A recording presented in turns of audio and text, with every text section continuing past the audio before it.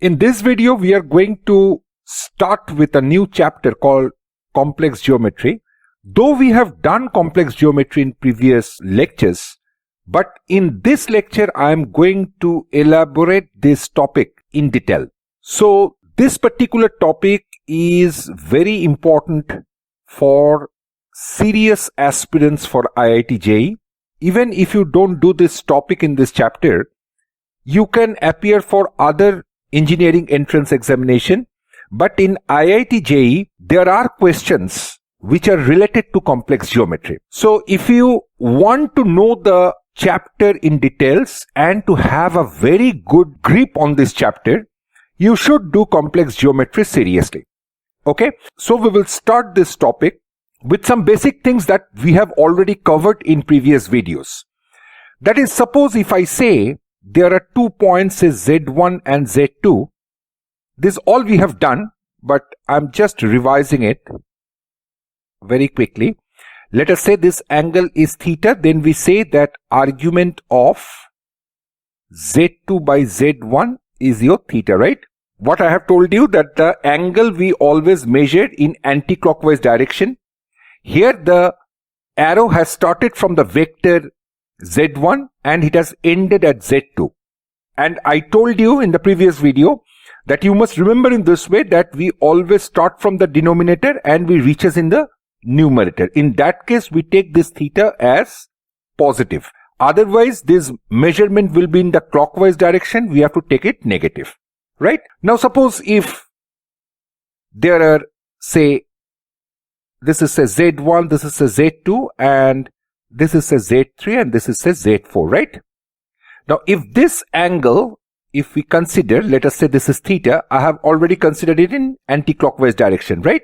So, in that case, what we will say, this vector is how much? It is Z4 minus Z3, and this vector is how much? It is Z2 minus Z1, right? It is Z2 minus Z1. Okay. So how we measure this, how we write this angle? We write this thing as arc started from this vector. So that will come in the denominator and ended in this vector. So it will come in the numerator, right? So argument of Z2 minus Z1 by Z4 minus Z3 is this angle. And this angle, we have termed this thing as theta. Is it clear? This much we have already done in the previous video. Now we will start with, suppose I have given you 2 points, let us say Z1 and Z2. Okay. Now let me choose any point on this line joining A and B, and let us say the position vector of that point be Z. Is it clear? Z is any point on AB. Whether internally or externally, that I am not saying, but Z is a point on the line AB. Okay. Now suppose this Z divides the line joining AB in the ratio, say lambda is to 1. Okay. So in that case, what we will say, let that point be C. Let this point be C. It is any point on this line. Point C can be outside this straight line or point C can be in between AB. That I am not mentioning. But C is a point on this line. So in that case, what is your CA vector? CA vector is Z1 minus Z. Okay. And what about your CB vector? CB vector is Z2 minus Z. Yes or no? As we can see that CA and CB vector, they are collinear. CA and CB vector, they are collinear. So we know that when 2 vectors are collinear or parallel, one vector can be expressed as a scalar multiple of the other vector. This we all know. So in this case, we can write that Z1 minus Z is nothing but lambda times Z2 minus Z. Tell me yes or no. So from here we can write that Z1 minus Z equals to lambda Z2 minus lambda Z. So if I take this thing this side, so we are having lambda minus 1Z is equals to lambda Z2 minus Z1. Or else you can write Z is nothing but Z1 minus lambda Z2 divided by 1 minus lambda. Am I correct or not? Now you see, if the point C is between this point AB, that is, the point C is dividing the line joining AB in the ratio lambda is to 1 internally. In that case, it must be positive. That is, in that case, your lambda will be less than 0. Tell me yes or no. So when the point divides the line joining two given points internally in the ratio lambda is to 1, then lambda will always take the value less than 0. And if lambda is greater than 0, so in that case we will say that Z is dividing the line joining AB in the ratio lambda is to 1 externally. So when it is externally, we will consider lambda is greater than 0. When it is internally, lambda is less than 0. Let us say Z1 and Z2 are the 2 points, then what will be the coordinate of its midpoint? Let the coordinate of the midpoint, or else you can say the position vector of the midpoint will be Z, which is what? Actually, lambda is to 1, in this case is 1 is to 1, but since this point is internally dividing, so lambda will be minus 1. Tell me yes or no. So in that case, if I put it here, then what we are going to have? The midpoint formula will be Z1 plus Z2 divided by 2. Yes or no, tell me. So that will be the position vector of the point Z. Let us say, if I take a triangle and the vertices are, let us say, Z1, Z2, Z3, then what is the position vector of the centroid? So this point will be what? It is the midpoint of these two. So it will be Z2 plus Z3 by 2. This is the position vector of this point. Now we know that the median, the centroid divides the median in the ratio 2 is to 1. But you see, this is internally. If it is internally, your lambda will be less than 0. That is, in place of lambda, you will put minus 2. So in place of lambda, if I put minus 2, what we are going to have? We are going to have Z1 is this point and Z2 is now this point. So what you will write? Z1 plus 2 times. Since lambda is minus 2, I have replaced it minus 2. Z2 plus Z3 by 2 divided by 1 plus 2. Is it clear? So it becomes Z1 plus Z2 plus Z3 divided by 3. Is it clear or not? So this is the centroid of the triangle whose vertices are Z1, Z2, Z3. That's it. Is it clear? So for the section formula, you must remember, if the point C is here, let the position vector of this point be Z, then you will say that your point C will be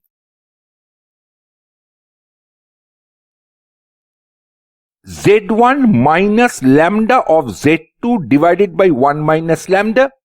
But when this point is internal division, then your lambda will be less than 0. When this point is external division, then this lambda will be greater than 0. That's it. That much you have to remember in section formula. Is it clear to all of you? Okay.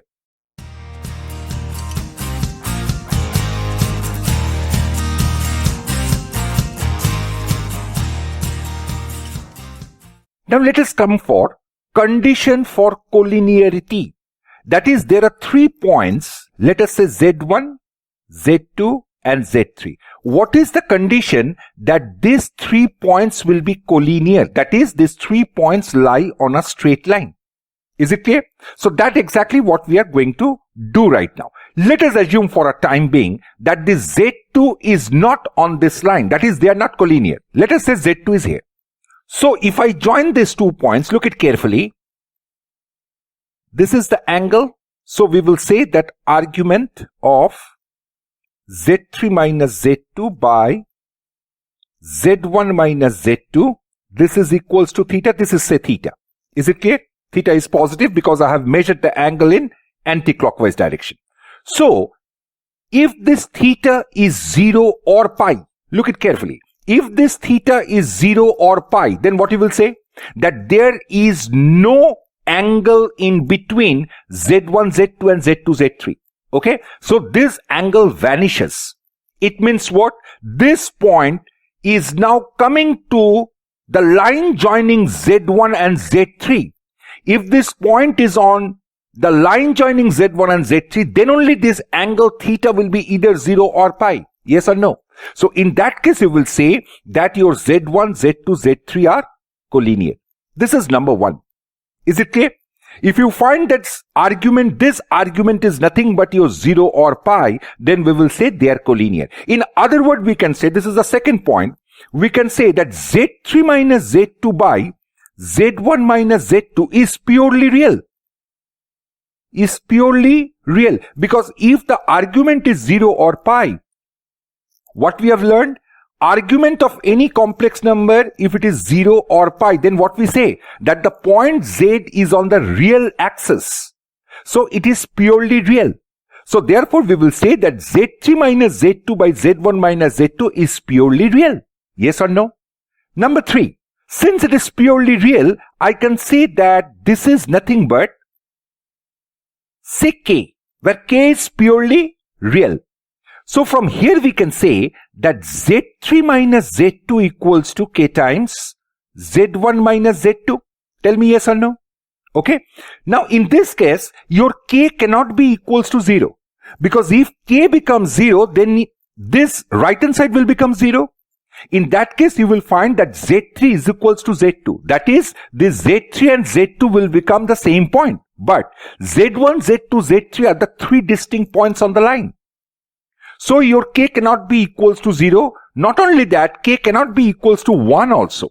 Because if K equals to 1, in that case your Z2, Z2 goes off. So it becomes Z3 equals to Z1. Again, Z3 and Z1, they become 1 point. Which is not true in this case. Because these 3 points are distinct. So from here we can say that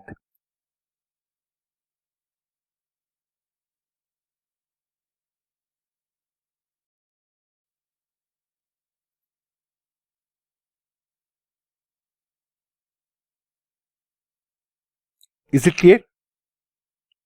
We have to remember this relation. If one complex number can be expressed as a linear combination of two other complex numbers such that the sum of the scalars is equals to 1. If you observe, you will find that the two scalars here are 1 minus K and K. So if you add these two scalars, the result will be equals to 1.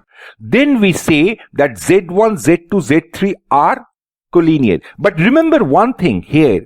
Here K cannot be equals to 0 as well as K cannot be equals to 1. That is the only condition.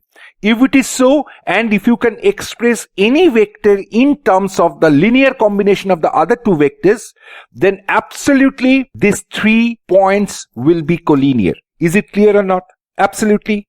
Okay. Now one more thing you must remember. This I will prove in the next video. How to find out the equation of a straight line passing through 2 points. Let us say Z1 and Z2. Let us say Z1 and Z2. What will be the equation of the straight line passing through these 2 points? Just for a time being, only for this video, you just remember this thing. I promise you, I will prove it in the next video.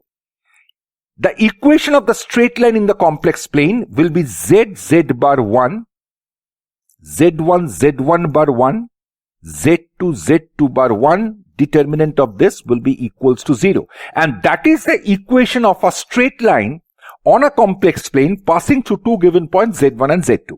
Now if Z1, Z2, Z3 are collinear, that is Z3 lies on the line joining Z1 and Z2, then it must satisfy it. Therefore, our fourth condition comes to, if you can prove that Z3, Z3 bar 1, Z1, Z1 bar 1, Z2, Z2 bar 1, this is equals to 0.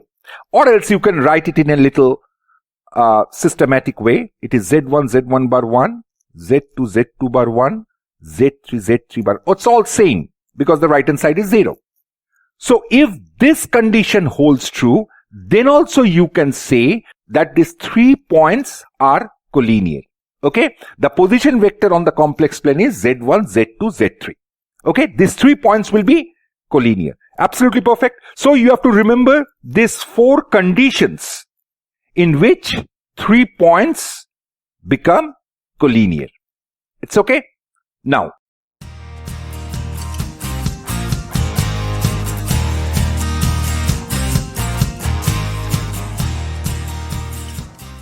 Condition of orthogonality.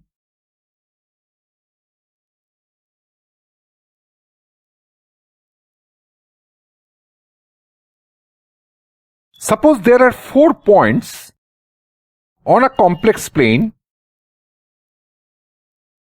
Z1, Z2, Z3, Z4. Now what is the condition that the line joining these 2 points is Z1 and Z2 and the other 2 points is Z3 and Z4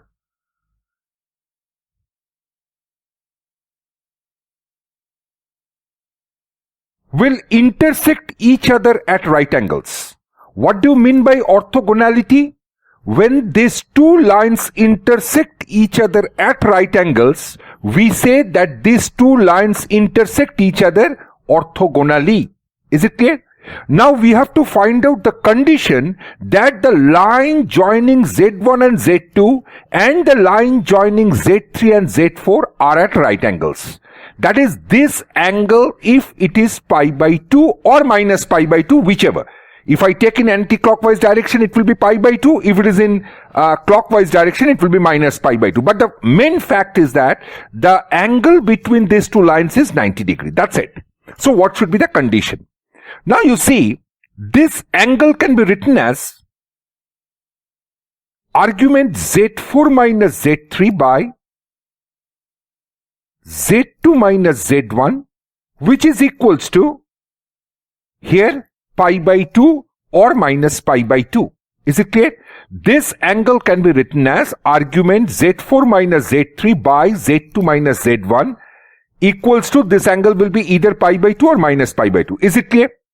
Now we know that when argument of any complex number is pi by 2 or minus pi by 2, then Z lies on the imaginary axis. That is, here Z will be purely imaginary. Tell me yes or no. So the condition for these 2 lines to intersect each other orthogonally when Z4 minus Z3 by Z2 minus Z1 is purely imaginary. That is the condition. Is it clear or not? We know that when Z is purely imaginary, we can write this thing as Z equals to minus of Z bar. So since this is purely imaginary, so we can write this Z4 minus Z3 by Z2 minus Z1 equals to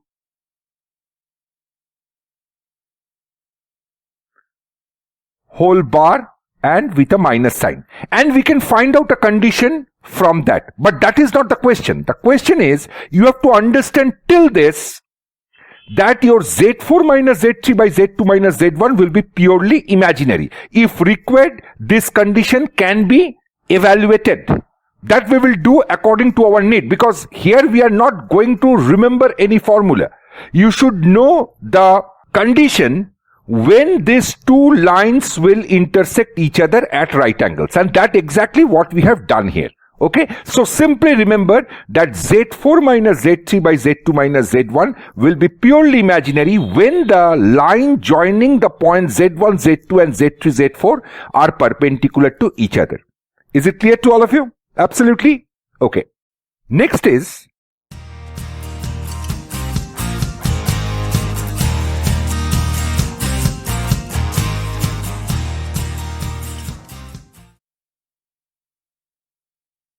condition for concyclicity. What is that? Suppose I have given you 4 points on the complex plane, let us say Z1, Z2, Z3 and Z4. Now we have to find out the condition in which these 4 points lie on the circumference of a circle. Is it clear?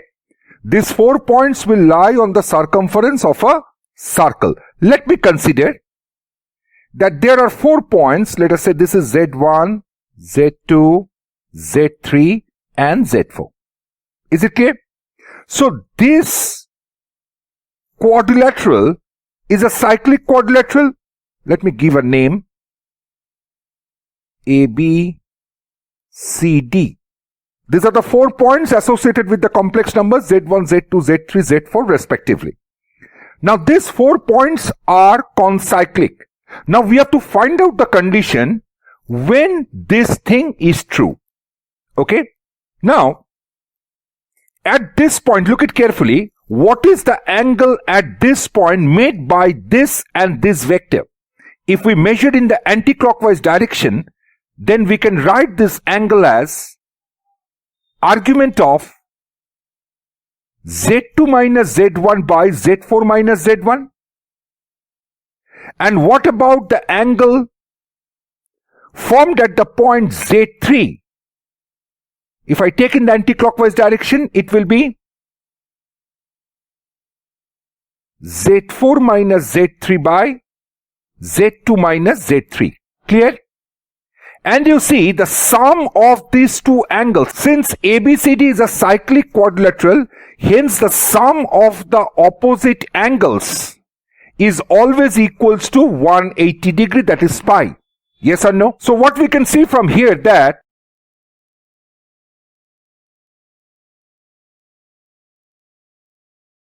argument of this complex number is pi. Now we know that when argument of any complex number is pi, then z lies on the real axis. Hence we will say that z is purely real. So in this case we will say that this is purely real. Yes or no? This whole complex number is purely real. But be very careful. The individual complex numbers are not real. This complex number is not real. But when taken together, this into this whole thing will be purely real when Z1, Z2, Z3, Z4 are the position vector of the 4 points which lie on the circumference of this circle. That is, they are concyclic. Is it clear or not? Let me take another variation of the same problem. Suppose the 4 points are here. This is our Z1. This is Z2. This is Z3. And this is Z4. The points can be arranged in this way also. Now, if I join these points, then observe angle ABC measured in anti-clockwise direction. This angle will be equals to the angle CDA measured in the anti-clockwise direction. Tell me yes or no. Because these are the two angles which are standing on this arc AC. Okay. So these two angles will be equal. Now tell me, what is this angle? We can write this thing in this way. This is this angle. And what about this angle? This angle is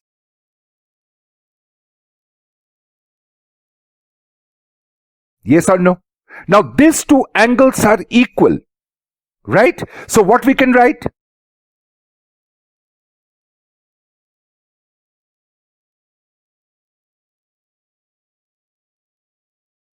So this can be written as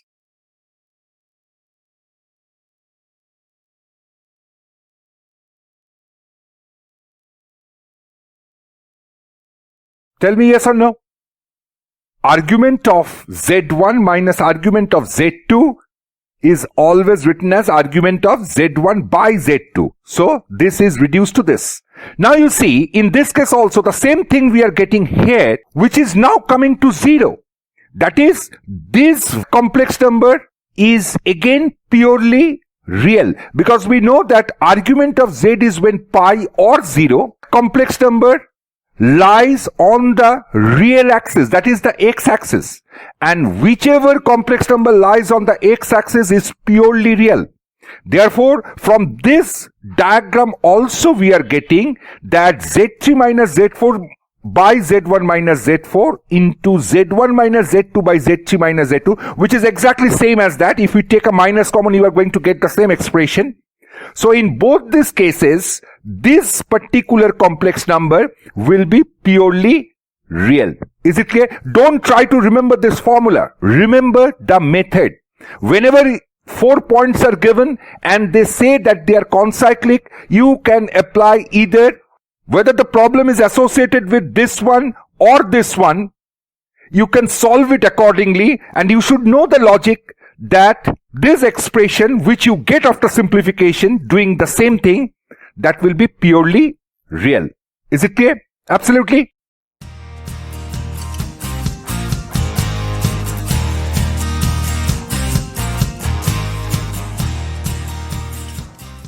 What is the condition that two triangles, let us say this is ABC and this is another triangle, say DEF. What is the condition that these two triangles on a complex plane having position vectors Z1, Z2, Z3 of the triangle ABC, and for the triangle DEF the points are Z1 dash, Z2 dash and Z3 dash. Okay, these are the complex numbers associated with the points DEF. Z1, Z2, Z3 are the complex numbers associated with the points ABC. Now these two triangles are similar. They are not congruent. They are similar. Okay, what do you mean by similar? When two triangles are similar, we say that their respective angles are equal and their sides are in proportion, not equal, they are in proportion. Let us say this angle is theta. So this angle will also be equals to theta. So in that case, since these two triangles are similar, we can say that AB by DE will be equals to BC by EF will be equals to AC by DF, right? Because these two triangles are similar. Again, I'm telling you, they are not congruent. They are similar. Now, what is the angle between these two lines, AB and BC? It will be argument Z1 minus Z2 by Z3 minus Z2. This is your theta, which is same as your Z1 dash minus Z2 dash divided by Z3 dash minus Z2 dash. Yes or no? These two angles are equal. Now, if we apply rotation theorem at the point B, so we get at point B, we are applying the rotation theorem. So in that case, we are getting Z1 minus Z2 by Z3 minus Z2 equals to AB by BC into e to the power iota theta.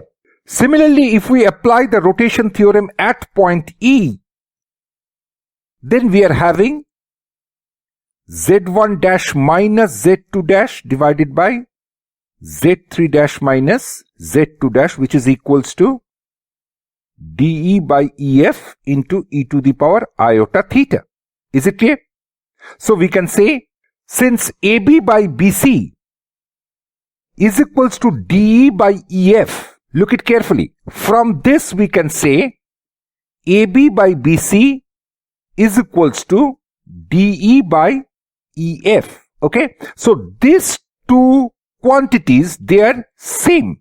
Therefore we can write Z1 minus Z2 by Z3 minus Z2 is equals to Z1 dash minus Z2 dash by Z3 dash minus Z2 dash. Is it clear?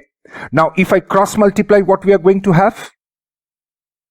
Z1, Z3 dash minus Z2 dash minus Z2, Z3 dash minus Z2 dash. I am simply cross multiplying. Z3, Z1 dash minus Z2 dash minus Z2, Z1 dash minus Z2 dash. Is it clear? Okay, so now we can write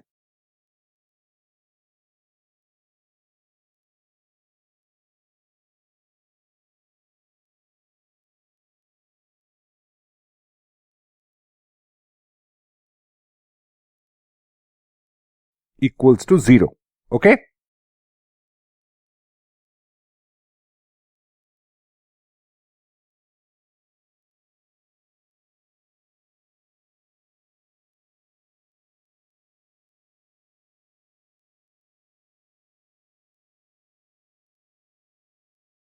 So from here we can write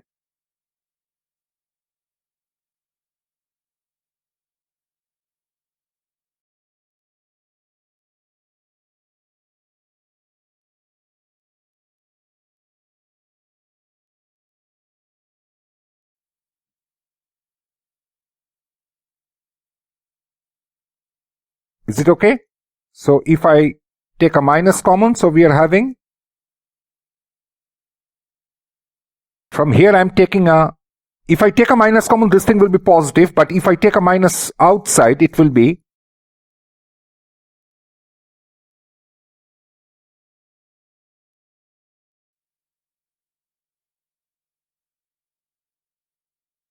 now I can write this thing in a determinant form like this way.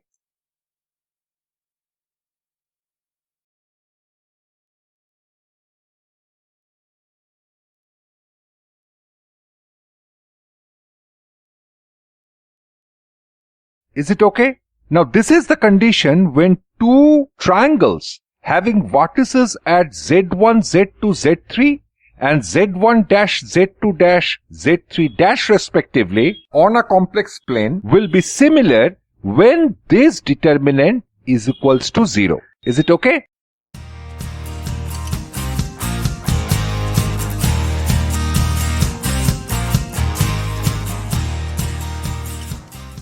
Now we will discuss properties of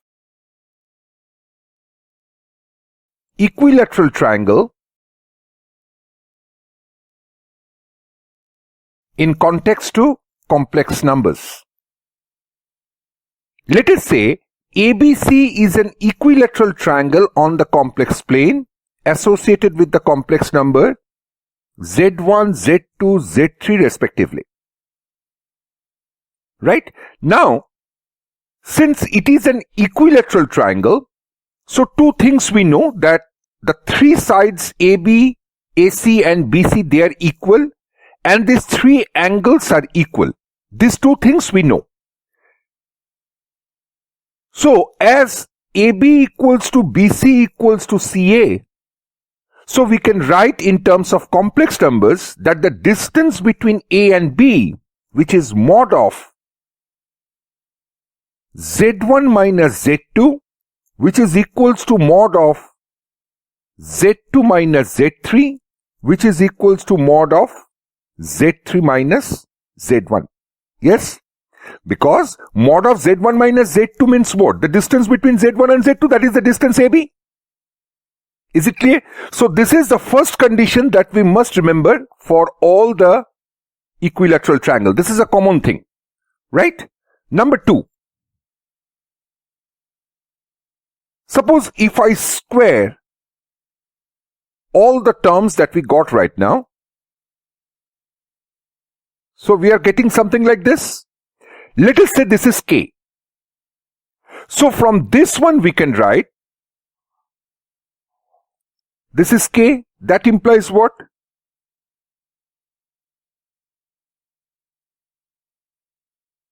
Yes or no? Because mod of z square is z into z bar.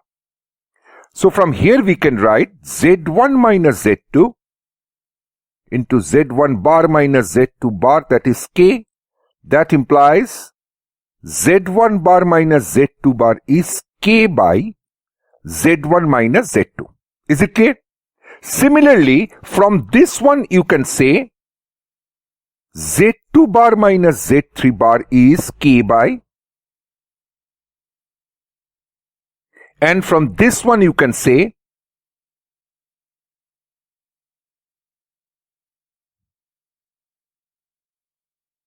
is it okay? Now if I add the corresponding sides of these three equations, we will get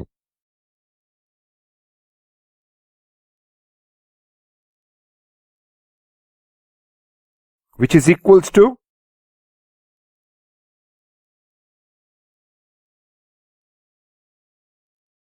Now all will get cancelled.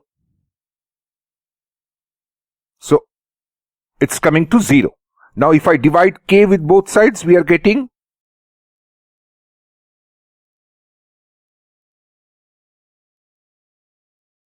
Is it clear? So this is a relation we must remember for all the equilateral triangles. That is 1 by z1 minus z2 plus 1 by z2 minus z3 plus 1 by z3 minus z1 equals to 0.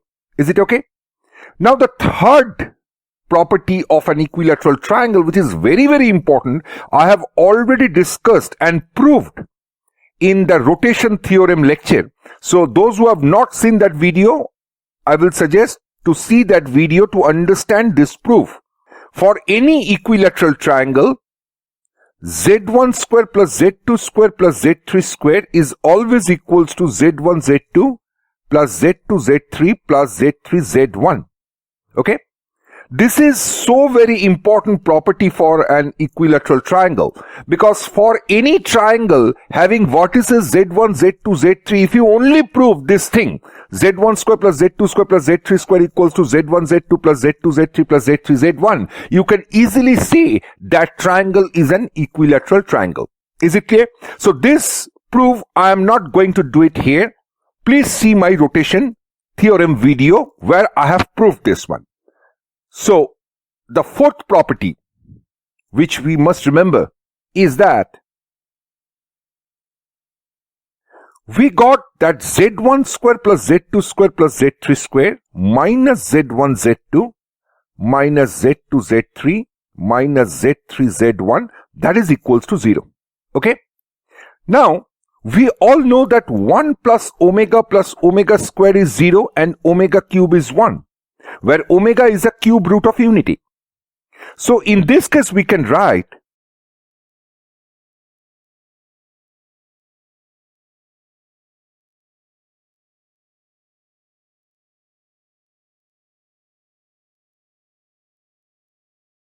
Is it clear to all of you?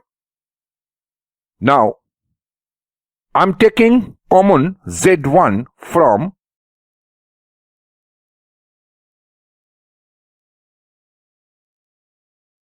Look it carefully. I have taken common z1 from the term this one, and this one. Okay? So we are getting this plus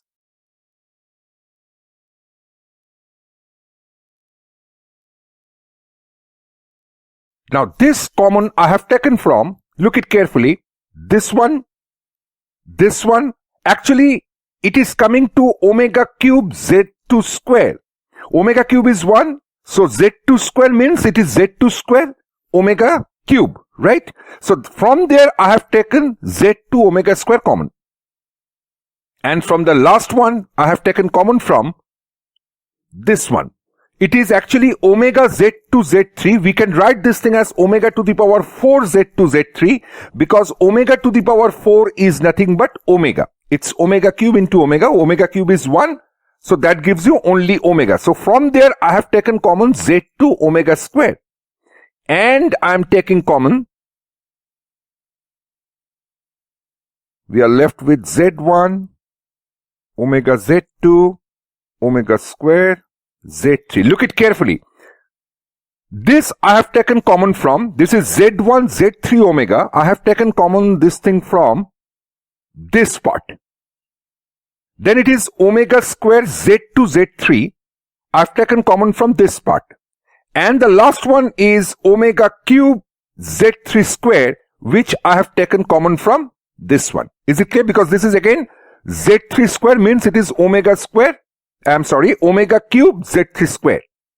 So now we can write this thing as z1 plus omega z2 plus omega square z3 into z1 plus z2 omega square plus z3 omega, which is equals to 0. Is it clear? So this is again a very, very important property to be remembered, that z1 plus omega z2 plus omega square z3 into z1 plus z2 omega square plus z3 omega is equals to 0. Is it clear? So these are the basic 4 properties that we must remember. The first one was this, second one is this, which is this one, third one, which is very, very important among these 4, and the last one that I have proved is this one. So these 4 properties we will remember for equilateral triangle in context to complex numbers. Okay?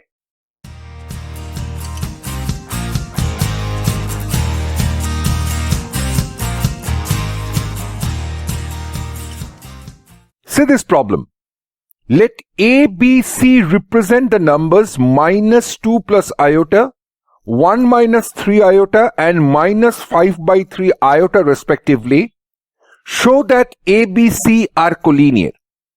I have shown you different methods of proving that 3 points are collinear.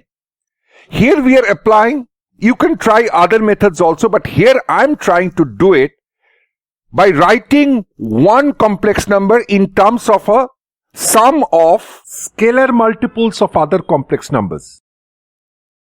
That is, we have learned that any complex number z1, if it is written in terms of 1 minus k z2 plus k times z3, then we will say that z1, z2, z3 are collinear. The condition is that k cannot be equals to 0 or 1. Other than that, k can take any real numbers. Okay? So in this case also, I am writing any one. You choose any vector as z1. Let me choose -2 plus iota. So I am writing this thing as 1 minus k, 1 minus 3 iota plus k minus 5/3 iota, right? So now I am opening the bracket. So we are getting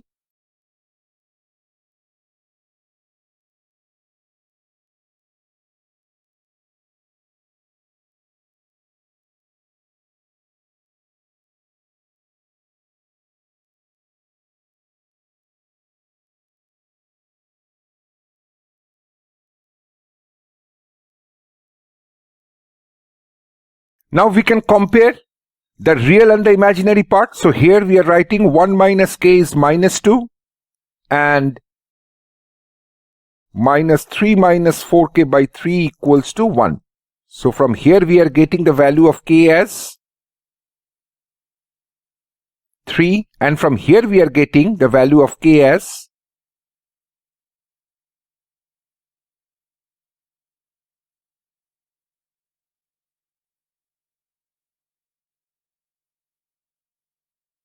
So observe carefully that the value of k we are getting from this equation is k equals to 3, and from this equation k equals to 3, which is other than 0 and 1.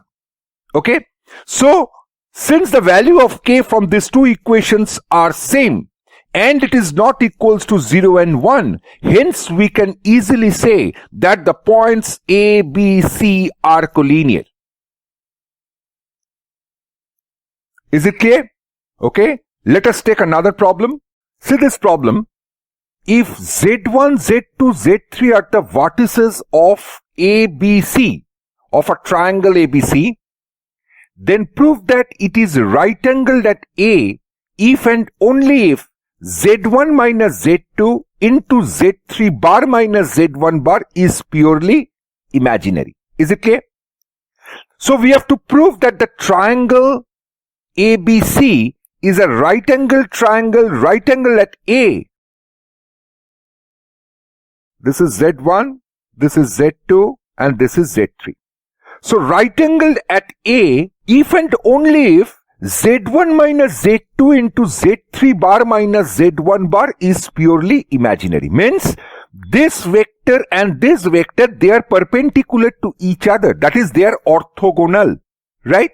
So in this case, as we have learned, we will write that Z3 minus Z1 by Z2 minus Z1 will be purely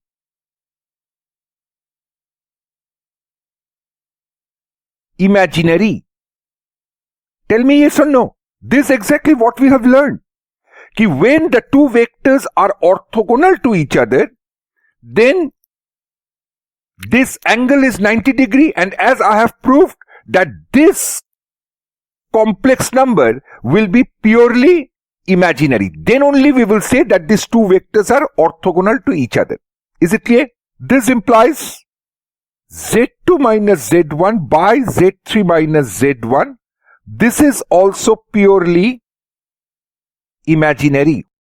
We reverse the complex number because we need z1 minus z2 as it is given in the proof part. And that is the reason why I have reversed the complex number, because if z is purely imaginary, then 1 by z is also purely imaginary, that's for sure.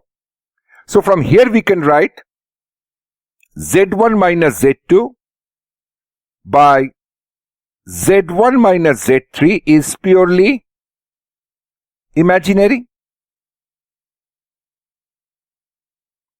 So from here what I'm doing is, I need z3 bar minus z3 bar. So let me just do one thing. Let me take a minus common. So it is z1 minus z2, which I already got. Now in the denominator it will be z3 minus z1, and I am multiplying numerator and denominator with z3 bar minus z1 bar. So this one will be z3 minus z1 whole bar. Is it clear? It's also purely imaginary. So that implies minus z1 minus z2 into z3 bar minus z1 bar divided by mod of z3 minus z1 whole square. This is also purely imaginary. Yes or no? So from here we can write, if this expression is purely imaginary, minus 1 by mod of z3 minus z1 whole square is a scalar one, right? It is purely real number. So from here we can write minus 1 by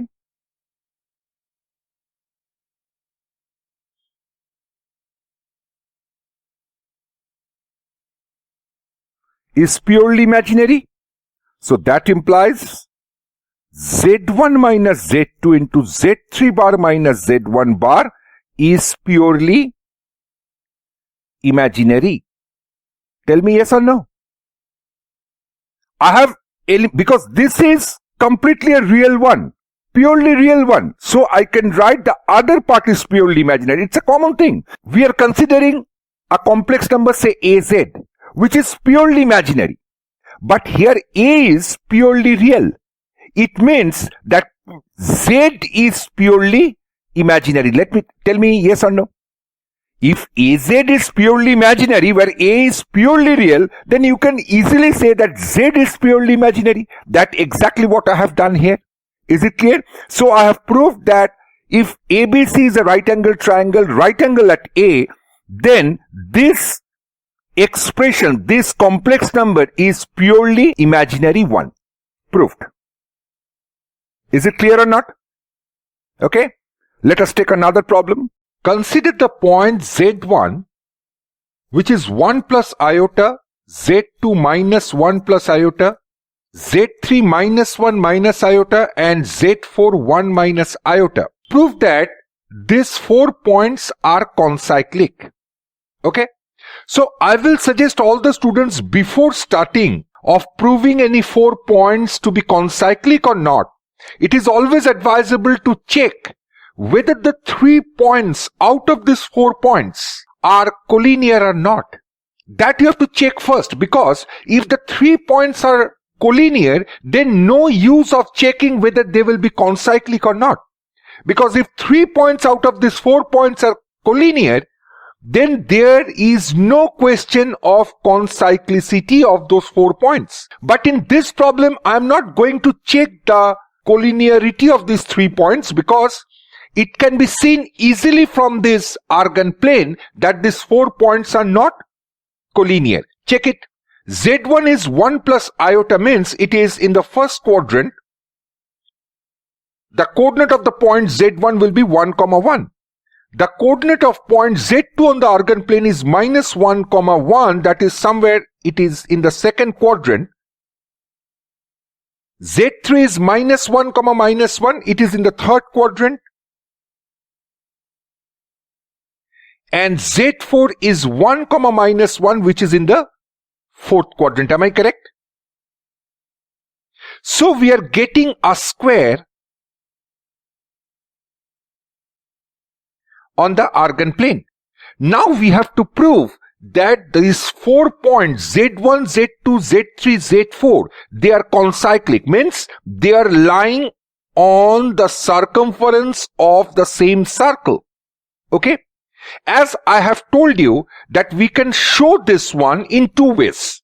One is you take the sum of this angle plus this angle is pi, or else you do one thing, you join these 2 points and then you equate the angle this and this. From there you can get the condition. Is it clear? So let me just check. In this case I will take that the sum of these 2 angles is 180 degree, right? Or pi. So let me take it in anti-clockwise direction, these angles. So tell me, what is this angle? This angle is basically argument of Z1 minus Z2 by Z3 minus Z2. And the angle this is Z3 minus Z4 by Z1 minus Z4. Am I correct? And this is nothing but your pi. So that implies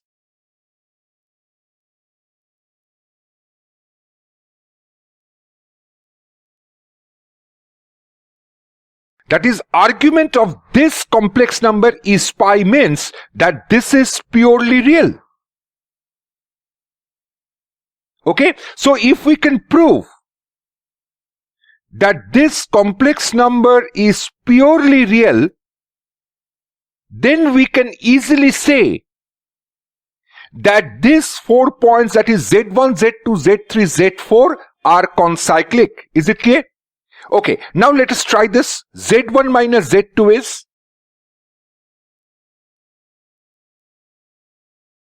Z3 minus Z4 is whole divided by Z3 minus Z2 Z1 minus Z4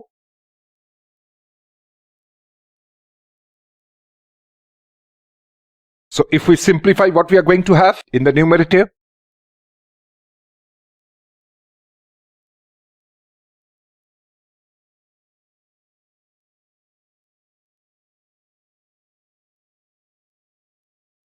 so let me open the brackets.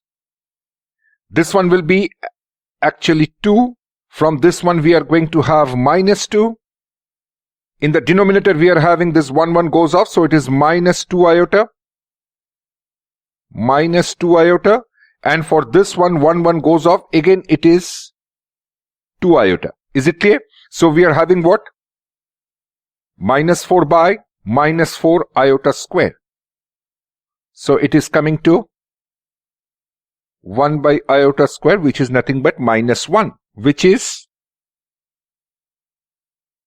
purely real. Is it clear?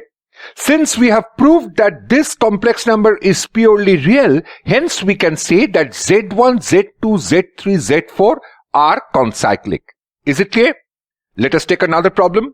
On the sides of the triangle ABC, we draw 3 regular n-gons. N-gons means n-sided polygon. External to the triangle, find all the values of n for which the centers of the n-gons are the vertices of an equilateral triangle. It's a classic example to demonstrate the application of equilateral triangle properties. ABC is a triangle given.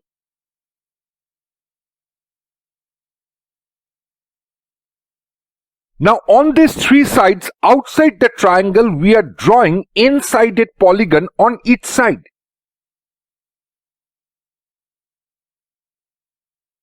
This is the center of the n-gon drawn outside the triangle ABC on the side BC. Let us denote this thing by A0. Now A0 is the center of the circle which circumscribed the n-sided polygon drawn on BC. Is it clear? Similarly, this is say B0, which is the center of that n-sided regular polygon. So these are the radius of this circle, right, which is drawn here. This is the radius of the circle which circumscribed the n-sided polygon drawn at this end, taking B0 as the center and BC as one side of the regular polygon. Similarly, let us say this is C0. In this case also, this is equals to this, because this will be the radius of the same circle, right? Now let us say Z1, Z2, Z3 be the complex numbers associated with the vertices A, B, C, and Z1 dash, Z2 dash, Z3 dash are the complex numbers associated with the centers A0, B0 and C0. Is it clear? Now the question says that find the value of n for which A0, B0, C0 will be the vertices of an equilateral triangle. Is it clear? Now see, since this is an n-sided polygon, so we can write this angle, that is the angle made at the center of that n-sided polygon by the side AC, will be 2 pi by n. Similarly, this angle will be also 2 pi by n, as well as this angle will be 2 pi by n. Is it clear or not? Now let us denote e to the power iota 2 pi by n by, say, alpha. Okay? Now if I use the rotation theorem at A0, we are going to have Z2 minus Z1 dash by Z3 minus Z1 dash will be equals to mod of Z2 minus Z1 dash by mod of Z3 minus Z1 dash e to the power iota 2 pi by n. Tell me yes or no. Is it clear? This is the rotation theorem I have applied at the point A0. This is at A0, right? So from here what we can write, this will go off because these two are equal. So we are having Z2 minus Z1 dash equals to e to the power iota 2 pi by n. I have replaced it by alpha. So this is Z3 minus Z1 dash alpha. Is it clear? So let me just simplify a little bit. So we are having Z1 dash is nothing but Z2 minus Z3 alpha divided by 1 minus alpha. Is it clear to all of you? Absolutely. Okay. Now let us apply the rotation theorem at B0. So we are going to have Z2 dash equals to Z3 minus Z1 alpha by 1 minus alpha. And similarly, if we apply the rotation theorem at C0, we are going to have Z3 dash equals to Z1 minus Z2 alpha by 1 minus alpha. Is it fine with you people? Okay. Now, if A0, B0, C0 represents the vertices of an equilateral triangle, then from the property of an equilateral triangle, we know that Z1 square plus Z2 square, Z dash 1 square, Z2 dash square plus Z3 dash square must be equals to Z1 dash Z2 dash. Yes or no, tell me. Okay, now let me replace the value of Z1 dash, Z2 dash and Z3 dash from these three equations. So we are having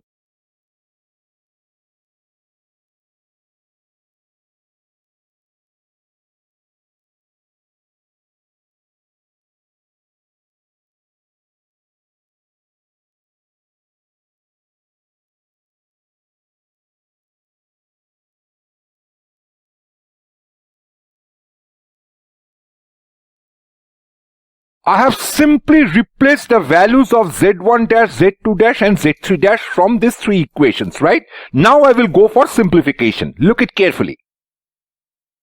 I will do it little fast.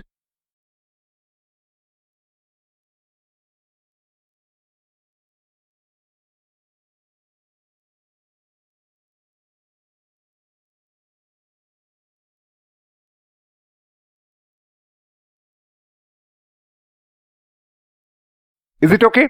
Now let me just open the brackets.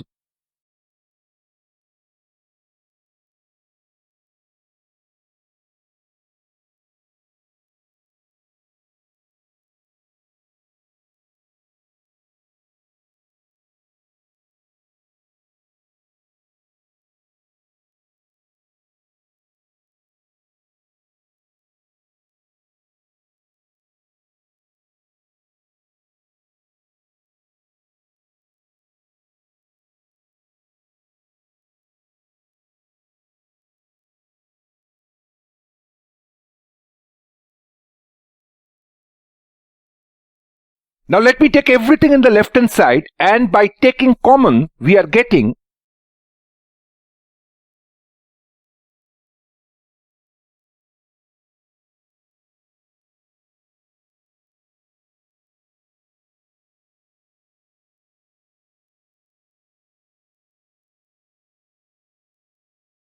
now if I take 1 plus alpha square common, so what we are having?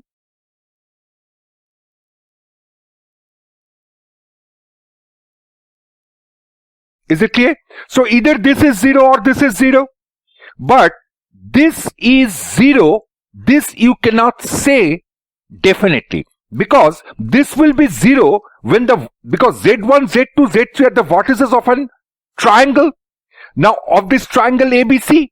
Now it has not been said in the question that this ABC is an equilateral triangle. If it would have been an equilateral triangle, then you would have said that this is 0 every time. But you cannot say definitely that this is 0 because it has not been mentioned in the question that ABC is an equilateral triangle. Therefore, the only option left is 1 plus alpha square is 0. Yes or no? Where alpha is nothing but e to the power iota 2 pi by 3. 2 pi by n. Now, when alpha is e to the power iota 2 pi by n, and 1 plus alpha square equals to 0, it signifies that your n has to be equals to 3 because this will represents the cube roots of unity in that case. Because alpha is what? It is the nth root of unity, and the sum of nth roots of unity we know that is always equals to 0.